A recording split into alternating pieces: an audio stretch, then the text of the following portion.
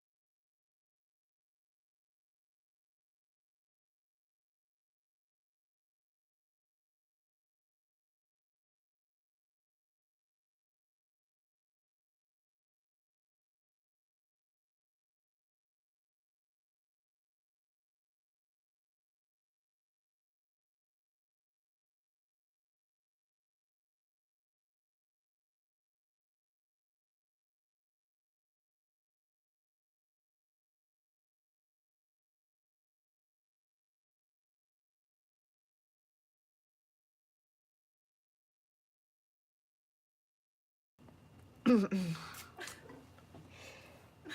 Odyssey by the ancient Greek poet Homer. 10 years after the fall of Troy, and 20 years after the Greek hero Odysseus first set out from his home in Ithaca to fight with the other Greeks against the Trojans, Odysseus' son Telemachus and his wife Penelope are beset with over 100 suitors who are trying to persuade Penelope that her husband is dead and that she should marry one of them. Encouraged by the goddess Athena, always Odysseus' protector, Telemachus sets out to look for his father, visiting some of Odysseus' erstwhile companions, such as Nestor, Melanus, and Helen, Trojan War, who have long since arrived home. They receive him sumptuously and recount the ending of the Trojan War, including the story of the wooden horse. Melanus tells Telemachus that he has heard that Odysseus is being held captive by the nymph Calypso.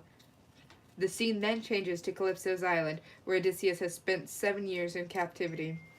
Calypso is finally persuaded to release him by his Hermes and Zeus, but Odysseus' makeshift boat is wrecked by his nemesis Poseidon. He swims ashore onto an island. He is found by the young Nausea and her handmaidens, and is welcomed by King Alcinous and Queen Arete of the Phaeacians, and begins to tell the amazing story of his return from Troy. Odysseus tells how he and his 12 ships were driven off course by storms, and how they visited the lethargic lotus eaters with their memory erasing food before being captured by the giant one eyed Cyclops, Polyphemus, Poseidon's son, only escaping after he blinded the giant with a wooden stake. Despite the help of Aeolus, king of the winds, Odysseus and his crew were blown off course again, just as home was in sight.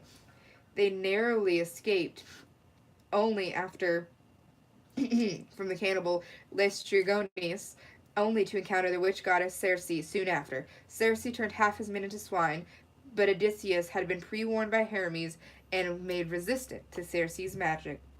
After a year of feasting and drinking on Circe's island, the Greeks again set off, reaching the western edge of the world. Odysseus made a sacrifice to the dead and summoned the spirit of the old prophet Tiresias, to advise him, as well as the spirits of several other famous men and women, and that of his own mother, who had died of grief at his long absence and who gave him disturbing news of the situation in his own household.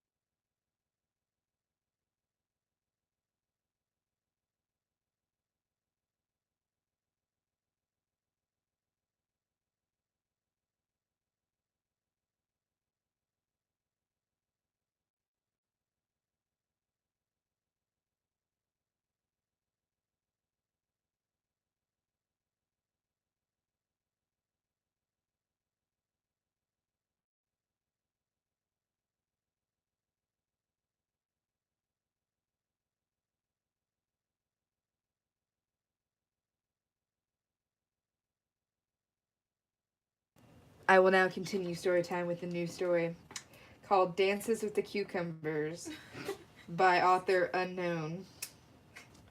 May 5th, 1863. Here on the frontier, I sometimes wonder if the ancients were right. With no other friendly face within 150 miles, it seems as if I have fallen off the edge of the earth. I spend my time now reading what books I have and cultivating my patch of cucumbers, which I brought back from the Holy Land. The purpose of this fort, to hold back the Indians, has fallen away with my civilized veneer. May 7th, 1863. This morning I had an interesting and silent encounter. One of the tribes of Indians nearby watched me perform my morning tasks and then left without a word.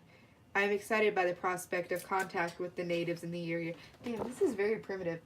Anyway, May 20th, 1863. I have finally convinced the Indians to parley with me. I taught them the word for fort, feeling that it would be simple enough for them to learn. They in turn taught me the word Tatonka, apparently a small but tough, powerfully merchandised horseless carriage of metal construction. I envy these people and their simplicity. June 7th, 1863. It is one of the many flat-topped plateaus in the area. As the decline of their buffalo proceeds, so too does this Indian tribe face decline. I will try to teach them agriculture. They have also told me their name for themselves. It is Ansazi, which apparently means people called Ansazi in their language. I am called by them Stincha Pascal, which should means he who should bathe more regularly. July 8th, 1863. A rude awakening. The Indians are fully aware of agriculture and in fact have nothing to do with the buffalo. What kind of nomadic tribe would build a village on a mesa? Unfortunately, they are suffering a drought.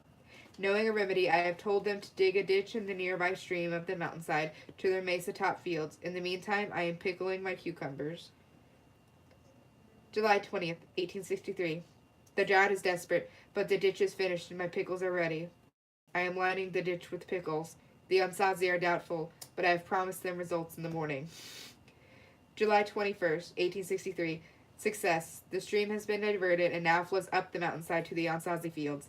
Amazed by this seeming magic, I told them that it was a simply well-known fact in my world. After all, everyone knows that Dill waters run steep. That was a lame story, guys. I'm sorry. It was supposed to be like Dances with the Wolves, but it was really Dances with the Cucumbers. I get it now. That was actually kind of lame. You should read the Amazon review for Haribo sugar-free gummy bears. Yeah, that's really fun, but alas. But you have to say it with a straight face. Yeah, I won't be able to do that. Your live stream would be demonetized. It would be. Yeah. Not that it's monetized to begin with, but...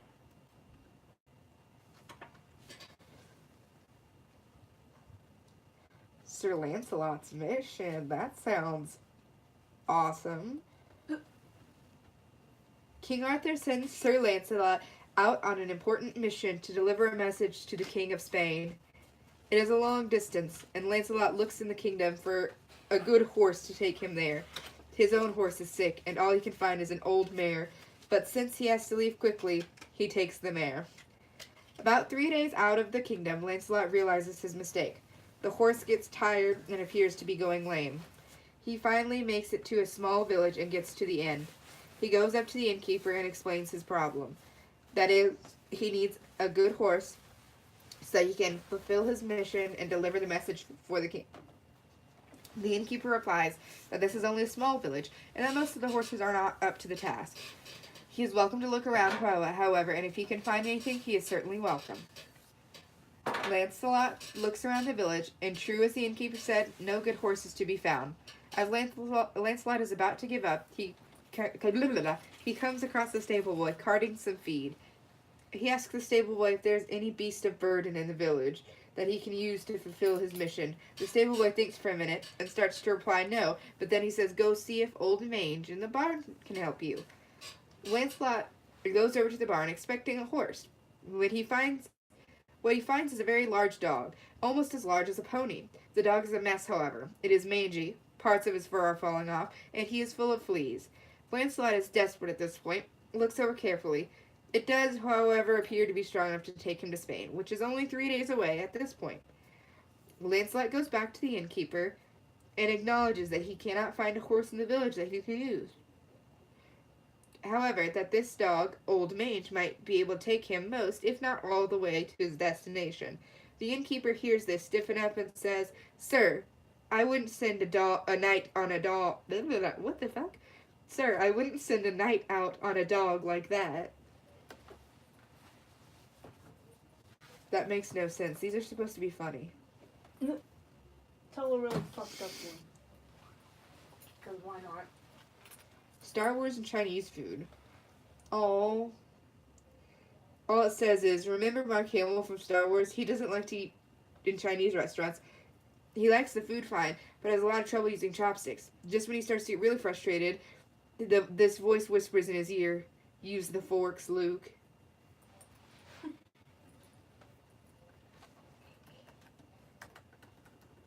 Oh, there is a request to read the B-movie script. Oh. Do it, do it, do it.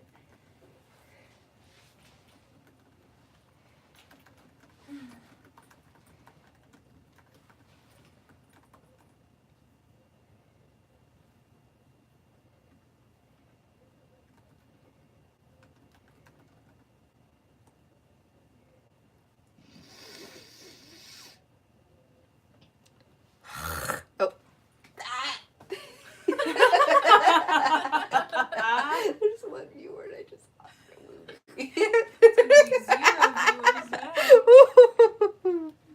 Oh.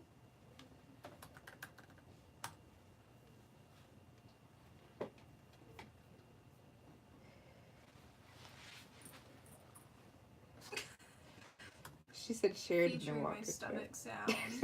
Your stomach sounds. New Year, new walker.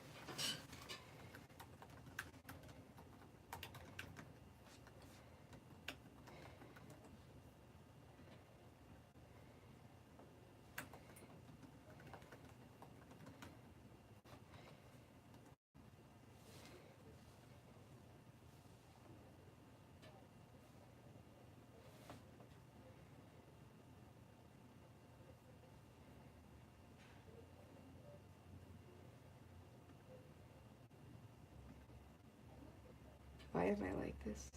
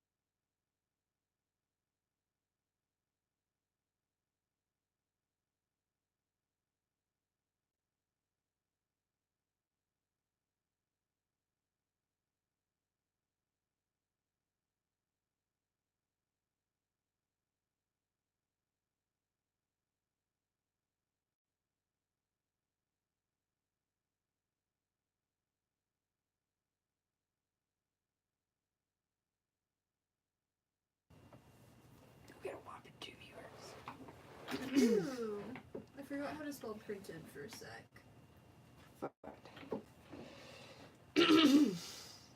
According to all known laws of aviation, there is no way a bee should be able to fly. Its wings are too small to get its fat little body off the ground. The bee, of course, flies anyway. Because bees don't care what humans think is impossible. Yellow, black, yellow, black, yellow, black, yellow, black. Ooh, black and yellow. Let's shake it up a little. Barry, breakfast is ready. Coming. Hang on a second. Hello? Barry? Adam?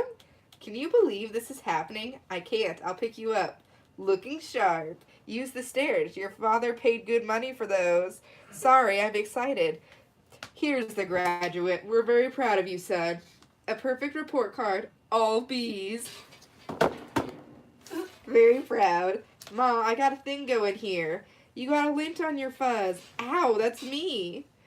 Wave to us. We'll be in row 118,000. Bye. Barry, I told you, stop flying in the house. Hey, Adam. Hey, Barry. Is that fuzz gel? A little. Special day. Graduation. Never thought I'd make it. 3 days of grade school, 3 days of high school. Those were awkward. 3 days college. I'm glad I took a day and hitchhiked around the hive. You did come back different. Hi, Barry. Artie, growing a mustache. Looks good. Hear about Frankie? Yeah. You going to the funeral? No, I'm not going. Everyone knows. Sting someone, you die. Don't waste it on a squirrel. Such a hothead. I guess he could have just gotten out of the way. I love this incorporating an amusement park into our day. That's why we don't need vacations. Boy, quite a bit of pomp under the circumstances. Well, Adam, today we are men. We are. Be men. Amen. Hallelujah. Students, faculty, distinguished bees, welcome Dean Buswell. Welcome new Hive City graduating class of 915. That concludes our ceremonies and begins your career at Hunex Industries. Will we pick our job today? I heard it's just orientation. Heads up, here we go. Keep your hands and antennas inside the tram at all time. Wonder what it'll be like. A little scary. Welcome to Hunex, a division of Hunesco and part of the Hexagon Group. This is it. Wow. Wow.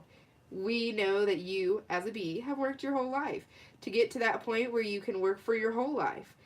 Honey begins with when our valiant pollen jocks bring the nectar to the hive. Our top secret formula is automatically color corrected, scent adjusted, and bubble contoured into this soothing sweet syrup with its distinctive golden glow, as you know it, or you know as honey. That girl was hot. She's my cousin. She is? Yes, we're all cousins. Right, you're right. At Hunex, we constantly strive to improve every aspect of bee existence. These bees are stress testing a new helmet technology. What do you think he makes? Not enough. Here we have our latest advancement, the Krellman. What does that do? Catches that little strand of honey that hangs after you pour it, saves us millions. Let's save it so I can put it on mine. Pardon me. Can anyone work on the Krellman? Of course. Most bee jobs are small ones, but bees know that every small job, if it is done well, means a lot. But choose carefully, because you'll stay in the job you pick for the rest of your life. The same job for the rest of your life? I didn't know that. What's the difference? You'll be happy to know that bees as a species haven't had one day off in 27 million years. So you'll just work us to death? We'll sure try. Well, that blew my mind. What's the difference? How can you say that? One job forever? That's an insane choice to have to make. I'm relieved. Now we only have one to make. Oh. Now we only have to make one decision in life. But Adam, how could they never have told us that? Why would you question anything? We're bees. We're the most perfectly functioning society on Earth. You ever think that maybe things are going a little too well here? Like what? Give me one example. I don't know, but you know what I'm talking about. Please clear the gate. Royal Nectar Force on approach. Wait a second. Check it out. Hey, those are pollen jocks. Wow. I've never seen them this close. They know what it's like outside the hive. Yeah, but some don't come back. Hey, jocks. Hi, jocks. You guys did great. You're monsters. You're sky freaks. I love it. I love it. I wonder where they were. I don't know. Their day's not planned. Outside the hive, flying, who knows where, doing who knows what. You can't just decide to be a pollen jock. You have to be bred for that. Right. Look, that's more pollen than you and I will ever see in a lifetime. It's just a status symbol. Bees make too much of it. Perhaps, unless you're wearing it, and the ladies see you wearing it. Those ladies, aren't they our cousins too? Distant, distant. Look at these two. A couple of hive Harrys. Let's have fun with them. It must be dangerous being a pollen jock. Yeah, once a bear pinned me against a mushroom. He had a paw in my throat, and with the other he was slapping me. Oh my, I never thought I'd knock him out. What were you doing during this? Trying to alert the authorities. I can autograph that. A little gusty out there today, wasn't it, comrades? Yeah, gusty. We're hitting a sunflower patch 6 miles from here tomorrow. 6 miles, huh? Barry, a puddle jump for us, but maybe you're not up for it. Maybe I am. You are not. We're going 0900 at J-Gate. What do you think, Buzzy Boy? Are you B enough? I might be. It all depends on what 0900 means. Hey, Hunnex. I think it means honey. Dad, you surprised me. You decided that what you're interested in? Well, there's a lot of choices, but you only get one. Doing the same job ever, don't you get bored? Son, you grab that stick and you just move it around and you stir it around. You know, Dad, the more I think about it, maybe the honey field just isn't right for me. You were thinking of what? Making balloon animals? That's a bad job for a guy with a stinger. Janet, your son's not sure he wants to go into honey. Barry, you're so funny. You're gonna be a stirrer? No one's listening to me. Wait till you see the sticks I have. I could say anything right now. I'm gonna get a tattoo. I'm gonna get an ant tattoo. Let's open some honey and celebrate. Maybe I'll pierce my thorax, shave my antenna, shack up with a grasshopper, get a gold tooth, and call everyone dog.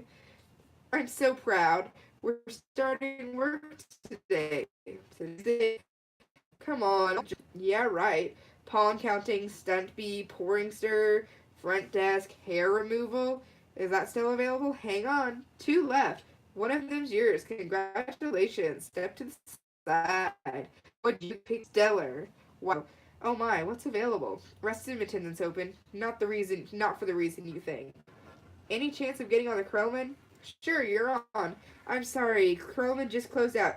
Wax Monkey's always open. Oh, the Krellman opened up again. What happened? A bee died. Makes an opening. See, he's dead. Another one dead. Deady, deadified, 2 more dead. Dead from the neck up, dead from the neck down. That's life.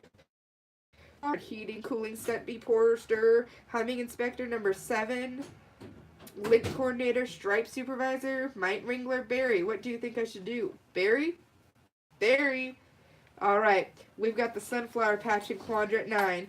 What happened to you? Where are you? I'm going out. Out? Out where? Out there. Oh no. I have to go. Before I go to work for the rest of my life. You're gonna die. You're crazy. Hello? Another call coming in. If anyone's feeling brave, there's a Korean deli on 83rd that gets their roses today. Hey guys, look at that. Isn't that the kid we saw yesterday? Hold it, son. Flight deck's restricted. It's okay, Lou. We're gonna take him up. Really? Feeling lucky, are you? Sign here. Here. Just initial that. Thank you. Okay. You got a rain advisory today, and as you all know, bees cannot fly in rain.